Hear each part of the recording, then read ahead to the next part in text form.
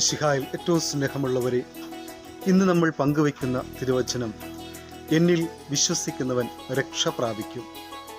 നിത്യരക്ഷ കൈവരുന്നതിന് വേണ്ടി ഈശോ നമ്മളോട് അരുളി ചെയ്യുന്ന വചനമാണ് ഈശോയിൽ വിശ്വസിക്കുക എന്നുള്ളത്. വിശ്വാസത്തിൻ്റെ വലിയ തലങ്ങളിലേക്ക് കടന്നു ചെല്ലുവാൻ, ഈശോയുടെ ഒപ്പമായിരിക്കുവാൻ, പൂർണ്ണ ഹൃദയത്തോടും പൂർണ്ണാത്മാവോടും പൂർണ്ണ മനസ്സോടും പൂർണ്ണശക്തിയോടും കൂടി ദൈവസ്നേഹത്തിലേക്ക് കടന്നു വരുവാൻ തക്കവണ്ണം പ്രാർത്ഥനാ നിർഭരമായ ജീവിതത്തിനു വേണ്ടിയാണ് ഈശോ നമ്മളോട് ആഹ്വാനം ചെയ്യുക.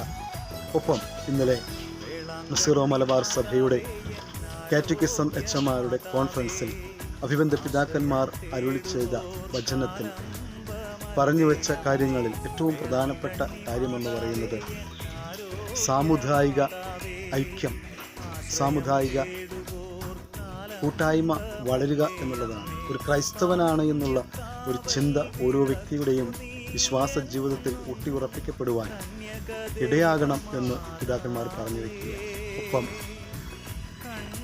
പുതിയ മാറുന്ന കാലഘട്ടത്തിൽ കാറ്റക്കിസത്തിൻ്റെ പ്രസക്തിയെക്കുറിച്ചും നമ്മുടെ പാരമ്പര്യം, വിശ്വാസ പാരമ്പര്യം ഒട്ടും ചോർന്നു പോകാതെ ഈ ആധുനിക കാലഘട്ടത്തിലും വരും തലമുറയ്ക്ക്, ഇളം തലമുറയ്ക്ക് പകർന്നു നൽകുക എന്നുള്ള വലിയ ഉത്തരവാദിത്വം കൂടി ഓരോ ക്രൈസ്തവനും ഏറ്റെടുക്കേണ്ടതുണ്ട് എന്ന് കൂടി അവിടെ പറഞ്ഞു വയ്ക്കുകയാണ്.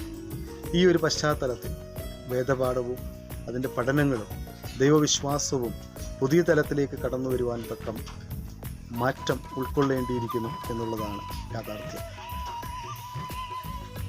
ഏതാണ്ട് വിശ്വാസത്തിൻ്റെ പുതിയ മേഖലകളിൽ കൂടി ചർച്ച ചെയ്യുന്ന ഈ ഒരു കാലഘട്ടത്തിൽ വിശ്വാസത്തിൻ്റെ തലങ്ങൾ മാറി മറിയുന്നു. പ്രത്യേകിച്ച് കൊറോണയ്ക്ക് ശേഷം മാറ്റങ്ങളുണ്ടാകുന്ന ഈ ഒരു